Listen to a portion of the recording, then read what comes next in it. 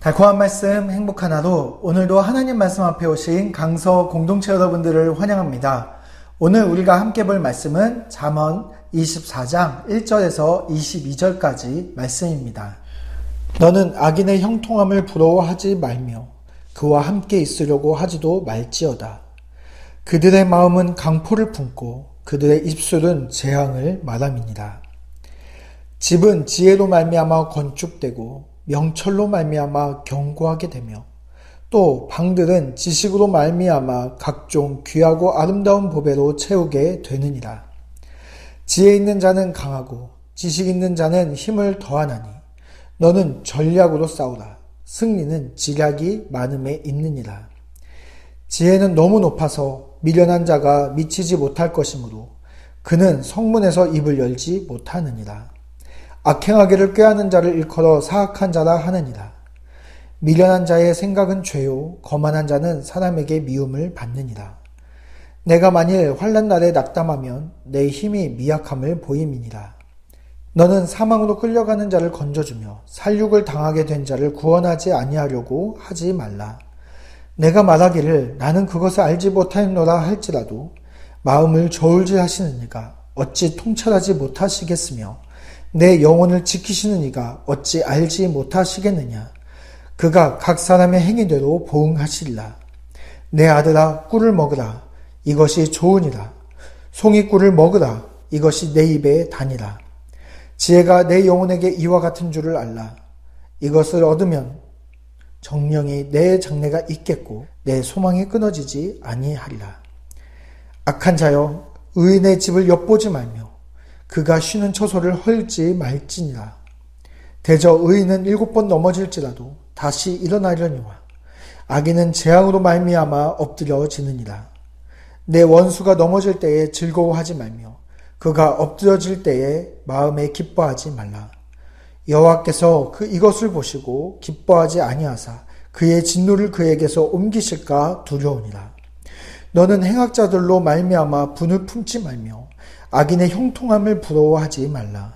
대저 행악자는 장래가 없겠고 악인의 등불은 꺼지리라. 내 아들아 여호와 왕을 경외하고 반역자와 더불어 사귀지 말라.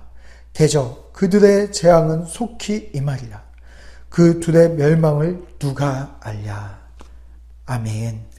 네, 오늘 우리가 읽은 잠언 말씀은 시작과 끝을 같은 내용으로 반복해서 이야기를 하고 있습니다.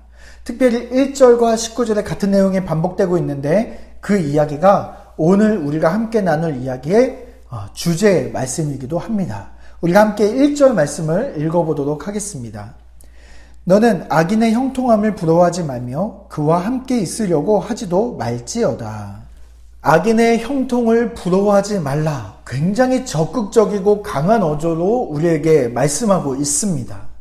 형통한 삶을 사는 사람들, 소위 잘 나가는 사람들을 우리가 볼 때 우리는 그들을 부러워하고 우리도 그런 형통한 삶, 잘 나가는 삶을 살고 싶어 합니다. 나도 그들처럼 되었으면 좋겠다고 생각을 하죠. 그러나 때로는 악인들의 형통함을 바라보면서도 그리스도인들이 그런 마음을 품을 수도 있다는 것입니다.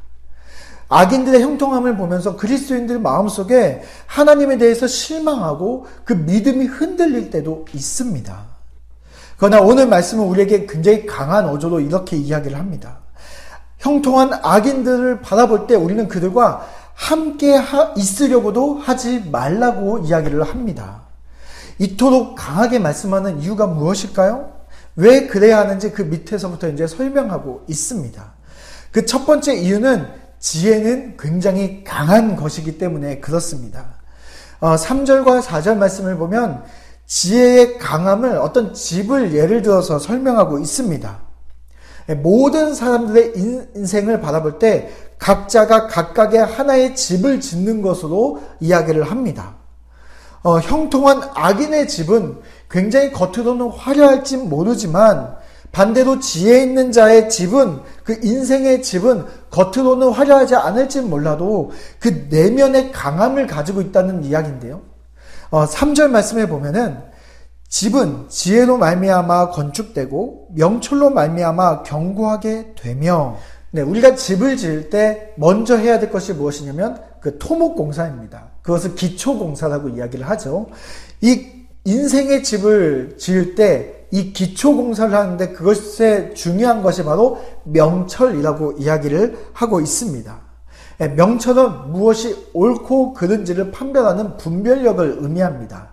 다시 말해서 우리가 어떤 집을 지을 때 그 기초공사를 할 때 있어서 여기가 바닥이 모래인지 반석인지를 분별하여서 반석 위에 집을 지어야 되겠지요. 다시 말해서 악을 분별하는 능력, 그리고 무엇이 선인지 거룩함인지를 분별하는 그 능력을 가지고 인생의 집을 짓게 된다는 이야기입니다. 두 번째는 기초 공사가 끝나고 나서 우리가 마지막에 해야 될 것이 뭐죠? 4절 말씀해 보면 또 방들은 지식으로 말미암아 각종 귀하고 아름다운 보배로 채우게 되느니라. 예, 집이 건축되고 나면 그 건물을 채우는 내부 공사를 마무리로 하게 됩니다. 그래서 우리는 인테리어라고 이야기를 하죠. 그 인생의 집의 인테리어는 무엇으로 채운다고 이야기합니까? 바로 지식으로 채운다고 이야기를 합니다. 여기서 말하는 지식은 하나님을 아는 지식입니다. 하나님을 아는 지식으로 말미암아 그 내면을 아름답게 가꿀 수 있다라고 이야기를 하고 있습니다. 악인의 형통함을 보면 내면이 아니라 겉으로 화려한 건물을 짓는 겁니다. 그러나 그 기초공사는 분별력 없이 악 위에 세웠기 때문에 곧 허물어질 것입니다. 그리고 그 악인의 내면은 하나님을 아는 지식이 없기 때문에 아름다움이 없습니다. 겉으로만 화려할 뿐이죠. 그러나 그리스도인들, 하나님을 아는 자들, 지혜 있는 자들의 집은 어떻습니까? 겉으로는 투박해 보일지 모르지만 분별력을 가지고 거룩함 위에 그 집을 짓고, 그리고 그 내면은 하나님을 아는 기쁨으로 그 내면을 가꾸게 되는 것입니다. 그 기쁨은 어떤 기쁨입니까? 13절과 14절에 보면 그 기쁨에 대한 이야기가 나오고 있습니다. 내 아들아, 꿀을 먹으라. 이것이 좋으니라. 송이꿀을 먹으라. 이것이 내 입에 다니라. 지혜가 내 영혼에게 이와 같은 줄을 알라. 이것을 얻으면 정령이 내 장래가 있겠고 내 소망이 끊어지지 아니하리라. 네, 지혜는 송이꿀이라고 이야기를 하고 있습니다. 지금처럼 설탕을 쉽게 구하지 못하는 그때에 꿀을 먹는다는 것은 그 단맛을 경험하는 아주 특별한 경험을 하게 됩니다. 그때 그 꿀을 살짝 찍어 먹는 정도도 아니고 이 송이꿀이라는 꿀 덩어리째를 통째로 입에다 집어넣었을 때 그 기분이 어떨지 한번 생각해 보십시오.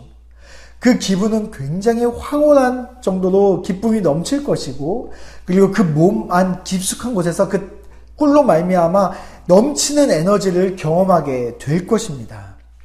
하나님을 아는 지혜, 그것은 우리에게 세상이 줄 수 없는 황홀한 기쁨을 우리에게 선물로 주고, 그리고 내면에서 솟아나는 강력한 에너지, 힘을 준다라고 이야기를 하는 것입니다.